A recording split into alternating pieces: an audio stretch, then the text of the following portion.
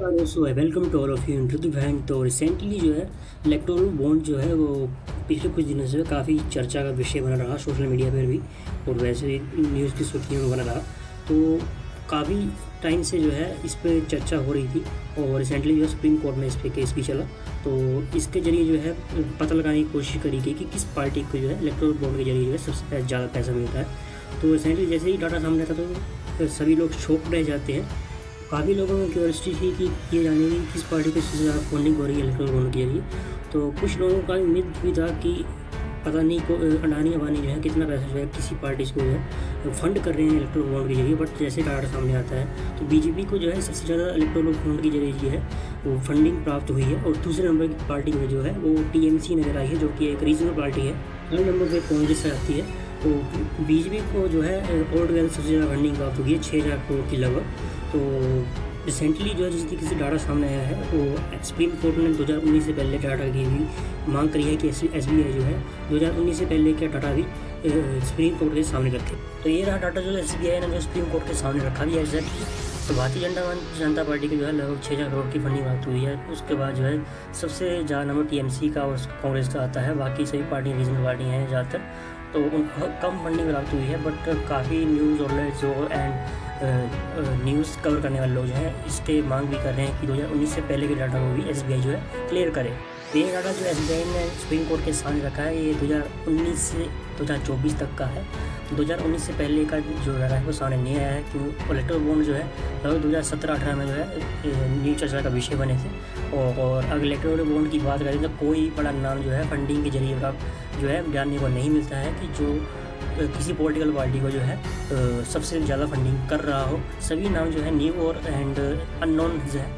तो recently supreme court ने उस डाटा की मांग करी थी जो कि सामने नहीं रखा गया है, उसको जो है एसबीआई ने सुप्रीम कोर्ट के सामने जो है प्रोवाइड करवा दिया है। कुछ दिनों के बाद जो इलेक्शन कमीशन को ये रिपोर्ट सौंप दी जाएगी, और मोस्ट प्रोबेबली जो है ये डाटा भी पब्लिक कर दिया जाएगा लोगों के सामने भी। तो इवेंचुअली हम सबसे पहले जान लेते हैं कि इलेक्ट्रल बॉन्ड का जो मसला है वो है क्या, एंड किस तरीके से जो है किसी पॉलिटिकल फंडिंग पार्टी को जो है फंडिंग प्राप्त होती है। तो इसके जरिए है अगर कोई पॉलिटिकल पार्टी किसी पॉलिटिकल पार्टी को जो है फंडिंग देना चाहता है तो वो एक बैंक में जाके जो है एक इलेक्टोरल बॉन्ड का फॉर्म भरेगा, और वो किसी भी पार्टी को जो है अपनी फंडिंग दे सकता है। बट इसकी भी प्रॉब्लम ये थी कि ये डाटा जो है एसबीआई के पास था, लोगों के सामने नहीं रखा गया था। तो रिसेंटली जो है इसलिए जो है अब ये डाटा जो है अब लोगों के सामने भी आ रहा है। इसमें भी जो है ज़्यादातर लोग जो क्या करते थे कि कैश में पेमेंट करने से जो है कतराते थे, इसलिए जो है ज़्यादातर जो है इलेक्ट्रल बॉन्ड के जरिए जो है पेमेंट करते थे, किसी भी पॉलिटिकल पार्टी को फंडिंग करते थे। रिसेंटली होता ये है कि दो पार्टीज एडीआर एंड कॉमन, ये दोनों जो है एनजीओज है, and communist party of India, ये दोनों जाते हैं सुप्रीम कोर्ट, और सुप्रीम कोर्ट से मांग करते हैं कि जो इलेक्ट्रल बॉन्ड वाला इशू है वो लोगों के सामने पब्लिक किया जाए, डिबेट किया जाए। और 2017 में जो मनी बिल पास हुआ था उसमें भी ये कहा गया था कि 20,000 की फंडिंग से ऊपर जो है सभी के नाम जो है पब्लिक लोगों के सामने पब्लिक किए जाएंगे, डिबेट किए जाएंगे। रिसेंटली फिर होता ये है कि सुप्रीम कोर्ट जो है एक बहुत बड़ा मेजर डिसीजन लेता है और हियरिंग करता है कि जो इलेक्ट्रल बॉन्ड वाला इशू है ये पूरी तरह से जो है इंडिया में बैन किया जाता है। और ये काफ़ी बड़ा डिसीजन था एक तरह से, और इसकी एक पॉजिटिव साइड ये भी थी कि अब जो है फंडिंग जो है कैश में होगी। और उसके बाद जो है एक रिपोर्ट सामने हो रही है, ये भी आती है कि इंडिया का जो इलेक्शन है दुनिया के सबसे ज़्यादा एक्सपेंसिव इलेक्शन है।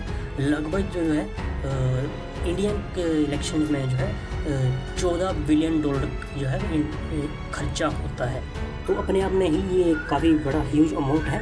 एंड फिर उसके बाद होता ये है कि सुप्रीम कोर्ट जो है एसबीआई से जो है वो ऑर्डर करती है कि जो भी किसी पॉलिटिकल पार्टी को जो है कोई फंडिंग करता है कोई, तो उसका नाम जो है 20,000 से ऊपर वाला सभी के नाम जो है रिवील किए जाए, लोगों के सामने पब्लिक किए जाए।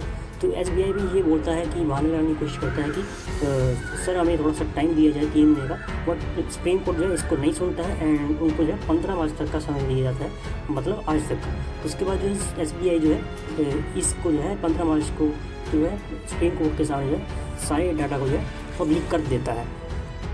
तो जैसे ही ये खबर सामने आती है तो कुछ लोग अभी भी जो है सेटिस्फाई नहीं होते हैं इस चीज़ से कि किस तरीके से जो है किसी पार्टी को जो है फंडिंग मिल रही है। उसके जो है एक ट्रांसपेरेंसी आनी चाहिए, एक रूल बनना चाहिए कि नहीं जो है बिल्कुल लोगों के सामने ये डाला लीगल हो।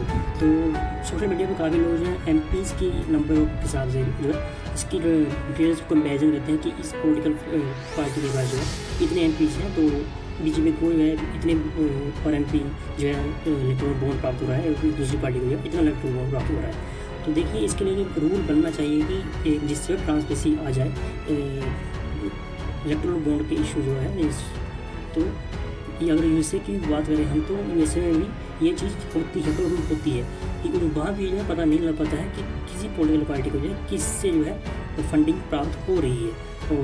और हमें भी as a national Indian national जो है पता होना चाहिए किसी पॉलिटिकल पार्टी को जो है किसके जरिए फंडिंग प्राप्त हो रही है। तो देखिए कुछ समय तक जो है इलेक्टोरल बॉन्ड वाला इशू जो है न्यूज़ में बना रहेगा, और आगे भी इन फ्यूचर जो है मेरे भी काफ़ी बड़ी अपडेट्स जो है इस पर सामने आएंगी, तो मैं आपको अपने इस चैनल पर जो है अपडेट कर दूंगा।